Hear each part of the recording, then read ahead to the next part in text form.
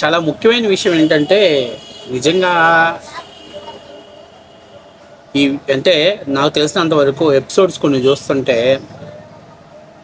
ఇది ఉద్దేశపూర్వకంగా నడపబడినటువంటి స్క్రిప్ట్ లాగా కనిపిస్తున్నాయి. అందులో చాలా ముఖ్యమైన విషయం ఏంటి, అందరూ చూస్తుండగా ఈరోజు రాష్ట్ర వ్యాప్తంగా పెద్ద సంచలనమైన అంశం ఏంటంటే రైల్వే కోడూరు ఎమ్మెల్యే గాది, అట్లాగే ఎవరైతే వీణా వాణిశ్రీయో ఎవరో ఒక మహానటి ఇద్దరి మధ్య జరిగినటువంటి ఒక పెద్ద ఎపిసోడ్స్. గతంలో జానీ మాస్టర్ది కూడా చూస్తే మీ అందరికీ తెలుసు పాపం. జానీ మాస్టర్ విషయంలో కానీ ఇప్పుడు ఏదైతే ఎమ్మెల్యే గారి విషయంలో కానీ ఇక్కడ ఇద్దరు వాళ్ళ ఇష్టపూర్వకంగా వాళ్ళ అవసరాల కోసం వాళ్ళతో కలిశారు. తర్వాత వైసీపీ వాళ్ళు సీన్లోకి ఎంట్రీ అయ్యి దాన్ని రగడ చేసి కేవలం మహిళల మీద అత్యాచారాలు జరుగుతున్నాయి అనేటువంటి దాన్ని క్రియేట్ చేయడంలో కీలక పాత్ర పోషించారనేది వాస్తవ విషయం. ఇప్పుడు జానీ మాస్టర్ విషయంలో కూడా సేమ్ అంతే జరిగింది. ఆ తర్వాత రాను రోజుల్లో ఆ మహిళ యొక్క విషయాలు అన్నీ చూసుకుంటే అప్పట్లో చాలా వరకు కూడా దీని మీద సినీ ఫీల్డ్లో నుంచి కూడా ఇది కమిట్మెంట్గా నడిచినటువంటి వర్క్ ఏదో అప్పటి నుంచి ఎక్కడ ఆమె ప్రమేయం లేకుండా ఇది జరగలేదు అనేది వాస్తవ విషయం. వాళ్ళిద్దరు ఇష్టపడి చేసుకున్నారు అనేది వాస్తవ విషయం. తర్వాత ఇక్కడ ఎమ్మెల్యే విషయంలో నిన్న ఆమె మీడియా ముందుకు వచ్చి చాలా ముఖ్యమైన విషయాలు, మరి ఒక మహిళ కదా నేనేమైనా చెప్తే ప్రజలు వింటారు కదా అనేటువంటి ఉద్దేశంతో మాట్లాడిందో ఏమో. కొన్ని విషయాలు మాత్రం ఇప్పుడు చాలా హైలైట్గా మీడియా వాళ్ళు, ముఖ్యంగా ఎలక్ట్రానిక్ మీడియా, ప్రింట్ మీడియా వాళ్ళు కొన్ని క్వశ్చన్స్ రైట్ చేస్తుంటే వాటికి సమాధానం చెప్పలేని పరిస్థితిలో మన ఎవరైతే బాధితురాలు ఉన్నారు. క్లోజ్ ఇట్ కాదండి,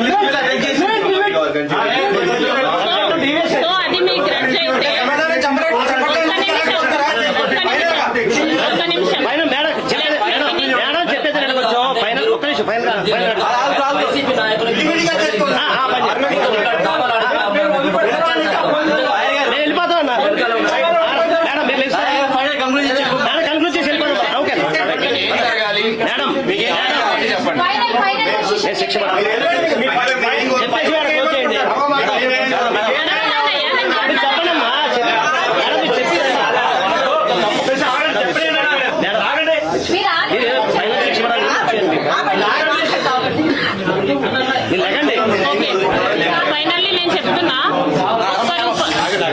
ఒక్క రూపాయి కూడా నాకు శ్రీధర్ నుంచి వద్దు. Okay, that is not my Moto.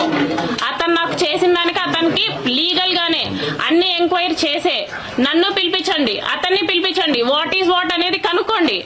What is what అనేది కనుక్కున్న తర్వాతే అసలు ఏమైందో అంత జరిగిన తర్వాతే మాకు శిక్ష వేయండి. అయితే అతను తప్పు ఉంటే అతనికి శిక్ష వేయండి. నేనైతే ప్రూఫ్ తోనే మాట్లాడతాను, నిజాలే మాట్లాడతాను. ఎందుకంటే బాధించబడింది నేను, మీరెవరు కాదు. మీ అందరికి కామెడీగా ఉండొచ్చు, కానీ బాధించబడింది నేను. లీగల్ గానే ఎన్ని ఎంక్వైరీలైనా జరగనివ్వండి, ఎంత రాజకీయమైన దీంట్లో ఇన్వాల్వ్ అవ్వనివ్వండి. కానీ అతడు ఒక అబ్బాయి, నేను ఒక అమ్మాయిని, నేను బాధించబడ్డాను, నేను పోరాడతాను. పనిష్మెంట్ జరగాలి.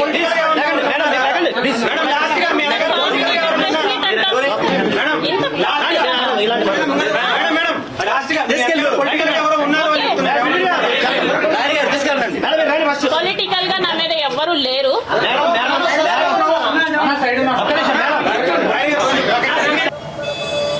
ఆమె ఏం మాట్లాడుతుంది నేను ఒక అమ్మాయిని అంటే అమ్మాయికి ఒక రూల్, అబ్బాయికి ఒక రూల్ ఉంటుందా చట్టంలో? అమ్మాయికి ఒక రూలు, అబ్బాయికి ఒక రూల్ ఉంటుందా? ఏం బాధించబడ్డావు? ఇప్పుడు ఏం బాధించబడ్డావు?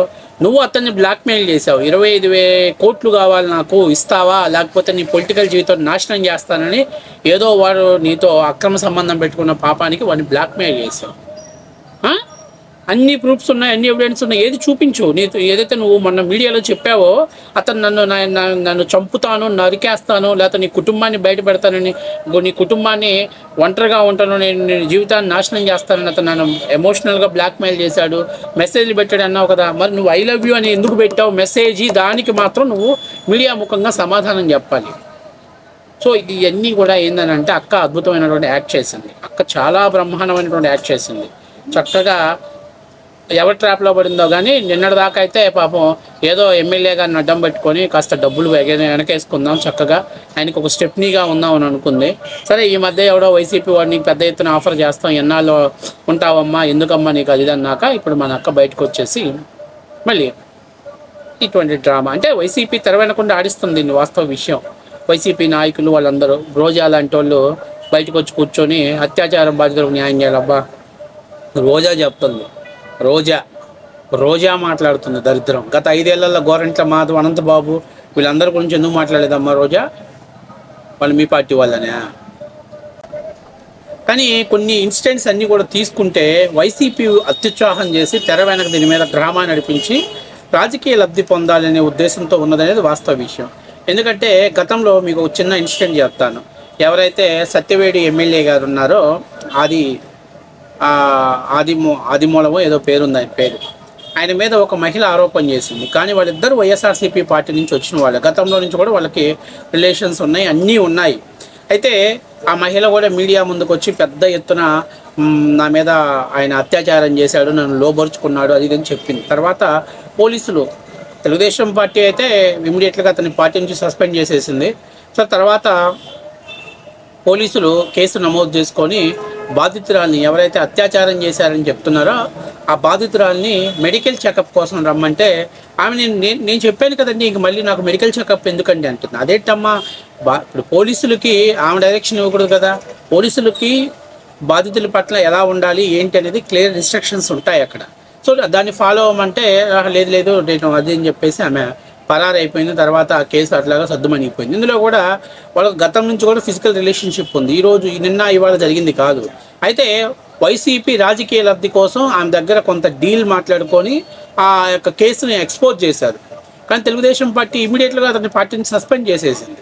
సో తర్వాత జానీ మాస్టర్ విషయంలో కూడా సేమ్, ఎప్పటి నుంచో వాళ్ళిద్దరి మధ్య ఫిజికల్ రిలేషన్షిప్ ఉంది. అది దేనికోసం వచ్చిందో ఏదో ఇవన్నీ ఇంకా ఇప్పుడు భారతదేశంలో ఎవరెవరికి ఏ సంబంధాలను ఎత్తుక్కుంటా పోతే అసలు ఇంకా పొద్దాగలు ఇంకా వాటి గురించి సరిపోదు. ఒకవేళ సెలబ్రిటీస్ అయితే అయి ఉండొచ్చు, మిగతా వాళ్ళు కూడా. ఇక్కడ చాలా ముఖ్యమైన విషయం ఏంటంటే మోసం చేయటం, మోసగించడం అనేది తప్పు ఎవరైనా.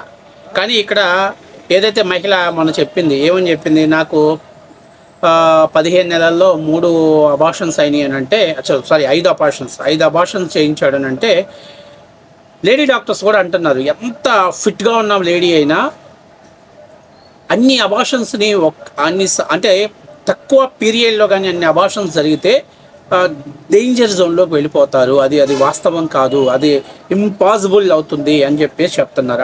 మహా అయితే ఒక సూపర్ ఉమెన్ లేకపోతే ఇంకేమన్నా అంటారు కదా, ఏదైనా శక్తులకు అతీతంగా తన ఒంట్లో ఉంటుంది, అప్పటి నుంచి జరగదని చెప్పేసి. అంటే ఆమె చేసినటువంటి ఆరోపణ డాక్టర్స్ కూడా ఫేక్ అని చెప్పేసి డిసైడ్ చేశారు. ఆమె ఇంకొక మాట చెప్పింది, నేను ఆయనకి దాన్ని ఏమంటారు, కంగ్రాచులేషన్స్ చెప్పడం కోసం ఫేస్బుక్లో ఆయన కాంట్రాక్ట్ అయ్యాను, దాదాపు 3 గంటలు చార్జ్ చేశానండి. సరే నువ్వు చెప్పావు, ఆయన ఏదో మాట్లాడాడు, సెకండ్ మెసేజ్ నువ్వు రిప్లై ఇవ్వకుండా ఉంటే తను మళ్ళీ ఇంకోసారి ట్రై చేయడు కదా, మరి ఎందుకు 3 గంటల చాటింగ్ చేసినంత పరిస్థితి ఎందుకు వచ్చింది? అంటే హనీ ట్రాప్కి కీలకమైనటువంటి పాత్ర పోషించారా మీరు? అంతే కదా వాస్తవ విషయం. తర్వాత ఇంకొక ముఖ్యమైన విషయం ఏంటంటే, నిన్నటిదాకా అసలు నాకు ఏం తెలియదు, నన్ను బెదిరించాడు, చంపుతామన్నాడు, నాతో కలిసి ఉండకపోతే నీ కుటుంబాన్ని అది చేస్తాను అన్నాడని చెప్పింది. కానీ నిన్న ఫేస్బుక్లో మొట్టమొదటిసారిగా ఈమె ఐ లవ్ యూ సార్ అని పెట్టిందంట. ఏంటి మరి నువ్వు చెప్పిన రిలేషన్ ఏంటి, నువ్వు చెప్పిన మాటలేంటి? ఎక్కడైనా ఒకదానికొకటి కంపారిజన్ చేసుకుంటే ఎక్కడా కూడా మీకు కంపారిజన్ లేదే. మరి అలాంటప్పుడు నువ్వేమైనా నాతో కలిసి ఉండకపోతే నేనేదో చూస్తాను, చంపేస్తాను, అది ఇదని అన్నాడు, నా కొడుకుని చంపేస్తానని బెదిరించాడని చెప్పావు. మరి ఫేస్బుక్లో మొదట నువ్వే ఎందుకు ఐ లవ్ యూ చెప్పావు అమ్మా అని మీడియా వాళ్ళు అడిగితే అక్క అప్పుడు దాకా తన చేతిలో ఉన్న స్క్రిప్ట్ కాస్త చేయి జారిపోతూ వచ్చింది. తర్వాత ఇంకొకటి వేరే వ్యక్తి, అంటే ఎవరైతే యరవా శ్రీధర్ వాళ్ళ భావతోటి ఆమె చెప్పింది ఏంటంటే, ఆల్రెడీ నేను ఆయనకి ఇన్నాళ్ళు ఒంపుడిగత్తిగా ఉన్నాను, 5 అబార్షన్స్ పైనే చేయించుకున్నాను, దయచేసి ఇక నేను ఆయనకు ఒంపుడిగత్తిగా ఉండడానికి ఇష్టం లేదు, నా దారి. ఆయన చాలా అబద్ధాలు చెప్పాడు. చాలా అబద్ధాలు అంటే ఏం చెప్పాడు? అబద్ధాలు, నాకు అక్కడ ఇంత డబ్బు వస్తుంది నీకు ఇస్తానని చెప్పాడా? లేకపోతే నీకేమైనా చెప్పాడా?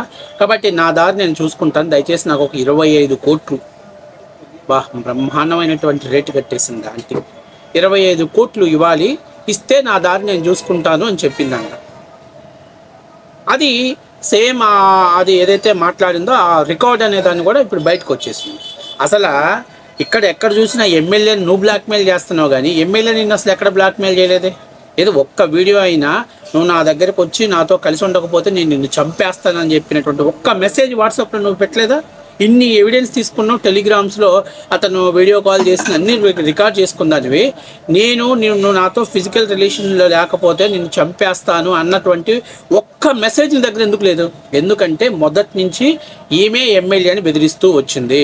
నేను వీడియోలు బయట పెడతాను, నాతో ఉన్నటువంటి చాట్ బయట పెడతాను, నువ్వు నన్ను ఫిజికల్గా వాడుకున్నావని చెప్పేసి బయట పెడతాను, ఫలితంగా నీ ఎమ్మెల్యే పదవి పోతుంది, నీ కెరియర్ నాశనం అయింది అని చెప్పేసి ఉంటుంది దాని ద్వారా. అంటే వాస్తవంగా నిజంగా ఇలాంటి లేడీస్ని ఎట్టి పరిస్థితులు వదిలిపెట్టకూడదు. ఎందుకంటే ఆల్రెడీ ఈ అమ్మాయి భర్త కూడా ఒక మాట చెప్పాడు, మేమిద్దరం డివోర్స్ తీసుకొని పక్కకి వెళ్ళిపోయామండి, ఇంకా మాకు అమ్మాయి ఎక్కడ తిరిగితే నాకెందుకు. వాస్తవమే, అతను చెప్పింది కూడా వాస్తవ విషయమే.